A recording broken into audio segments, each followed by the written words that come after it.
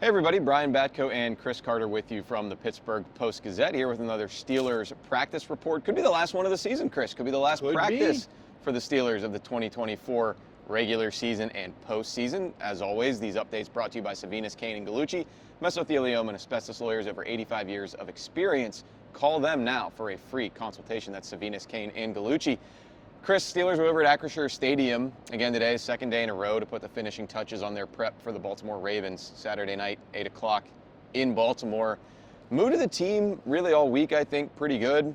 Heard from TJ Watt after practice that feels like they've got the right want to and everybody's bought in and he likes the game plan, but he also acknowledged that he's been saying that for the last 4 games, so it doesn't really mean anything. He said if we've learned anything, that doesn't mean anything until you go out and prove it on the field. I think that's the bottom line with this Steelers team. They've had the plans in place to beat these teams. There's been opportunities, open guys on offense, opportunities to make big plays on defense, dropped interceptions, missed fumble recoveries. They've had the opportunities to beat the teams in this four-game losing streak, and they haven't taken them. And it's going to be about execution, and I think that's the message right now. It's like, look, guys, we can say we believe in each other. We can say it's a reset, all we want, 0-0. It doesn't matter how you got to the playoffs. It just matters that you're in it. But what does matter is going out and executing. And I think that there's a lot of big guys talking about the focus. We talked to a lot of players on Thursday, from Joey Porter Jr. to DeShon Elliott, TJ Watt, Cam Heyward, Najee Harris, Spencer Anderson, who looks like he's going to start. We'll talk about that in a bit. But I think the overall tenor of this team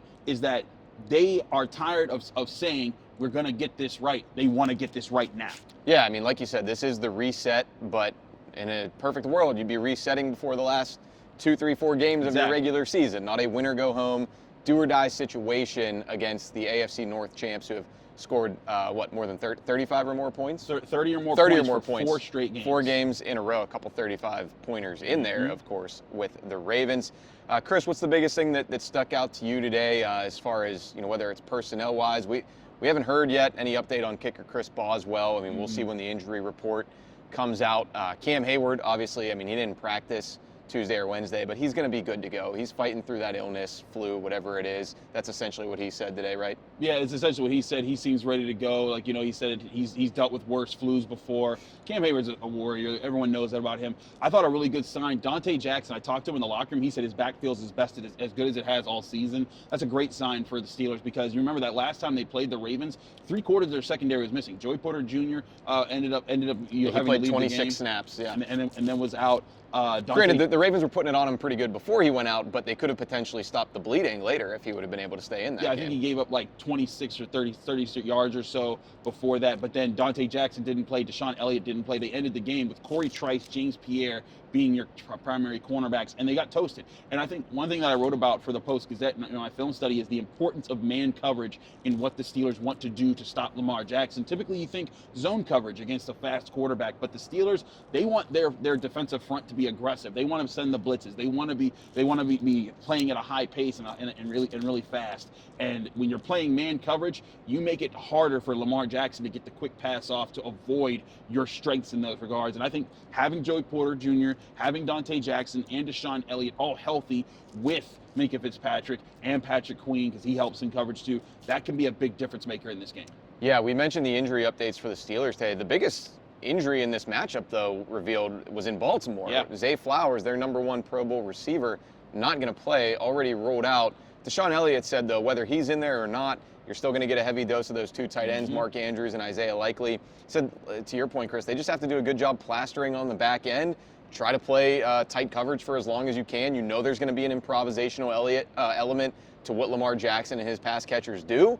And, hey, if guys like Alex Highsmith and TJ Watt and Cam Heyward are getting home up front, that'll make life easier on the back end. Yeah, I think part of it's like the communication that we talked about that's so important that Cam Heyward brought up. He said, hey, no hero ball, when guarding the option. But part of it's also, that communication to not leave guys open. In that last Ravens game, Lamar Jackson said it afterwards, that was Mark Andrews' first ever touchdown against the Steelers. He was drafted the same years as Lamar Jackson in 2018. And that was kind of crazy to think about with how good Mark Andrews has been for the Ravens for so long.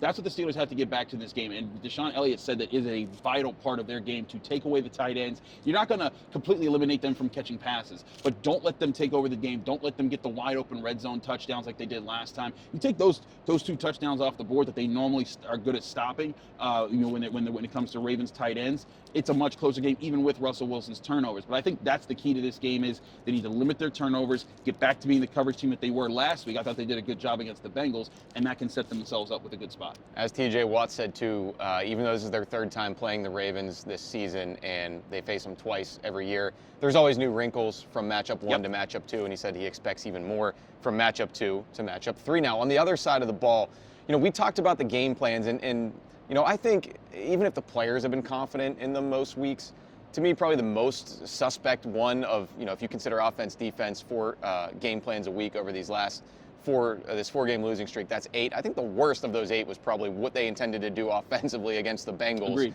in Week 18.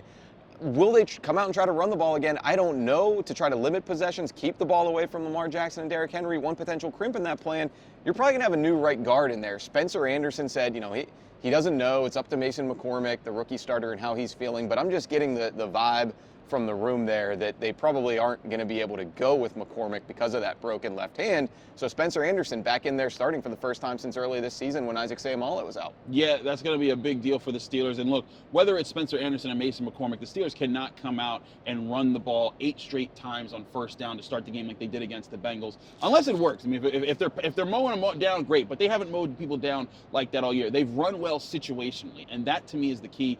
You can still possess the football and throw the ball. You can still move. And look at that first Bengals game. Look at the first Bengals game. Look at even the first Ravens game. Sure. Russell Wilson took to the air a decent bit. They didn't get in the end zone, but the Steelers outpossessed the Ravens by almost an entire quarter. And I think that's the whole thing, is that you have to win situationally, and you brought Russell Wilson in to win situational football. I don't think this is the game. If the Steelers win, it's not because he threw for 400 yards. I think it's going to be because he threw for maybe just under 200, couple touchdowns, 1 third downs, and set themselves up for 3rd and short consistently throughout the game so they could win time of possession, and the defense also played very well. Yeah, we'll see if the weather in Baltimore even gives them a chance to really fling the ball around, albeit to Russell Wilson's credit, he threw it just fine in Cleveland in that snow globe game, what was a little more than a month ago now at this point. So, I mean, obviously if they do try to air it out at any time in this game in Baltimore, you're going to want the ball going George Pickens' way more often than not. It'll be a chess match, cat and mouse. How do the Ravens try to scheme to take him away? We did not hear from George Pickens today in the locker room after practice. I think we were supposed to. This is his usual day. It's like a Friday on a Thursday. So, hey, maybe he's really locked in and he's just laser-focused tunnel vision on this get-back game against the Ravens since he missed the last one. I mean, either way, he's a big part of this matchup. The last 2 times he played against the Ravens, he was a big factor in beating them. 89 yards the last time. He had 130 plus the game-winning touchdown with Kenny Pickett a couple years ago. A couple years ago? Well, the Ravens took him away in Week 18 last year, but that was a very rainy game. Yes. I mean, there wasn't much going on through the air in that one. Right, but at the same time, George Pickens has got to be a part of this game plan. He's got to be featured. And I think also featured early. The Steelers have been talking about starting fast for so long and trying to not start slow. We know they're one of the worst, the slowest starting teams in the NFL on both sides of the ball. One way that you get through that is you go to your strengths early. We thought early in the season maybe this offensive line would form into a formidable force. This run game would be one of the best in the NFL, and that could be your strength that you can lean on. Obviously, that hasn't happened. So what do? You got to go to the pass game, lean on the playmakers that have made plays for you. Pat Freiermuth, George Pickens. I also think Calvin Austin should be in that. I also think Darnell Washington should be in that mix, as should Jalen Warren and Najee Harris. But it's going to be up to Russell Wilson understanding what the Ravens do, and up to Arthur Smith, Mike Tomlin, giving them a game plan that gives him more chances to go after that. Absolutely. Well, thanks again for tuning into another practice report update here. Like we said, could be the last time you hear from us, after a Steelers practice this season. We'll see what happens. They're obviously heavy underdogs this weekend in Baltimore. 9.5 points was the last line.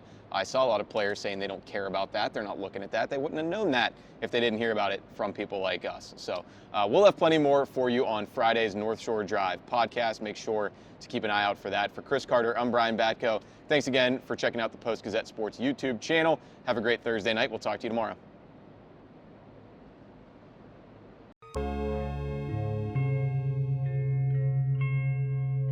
Thank you for checking out this content from Post-Gazette Sports. If you watch this video on YouTube, please like the video and subscribe to our channel. For all of the sports coverage the Post-Gazette has to offer, visit post-gazette.com.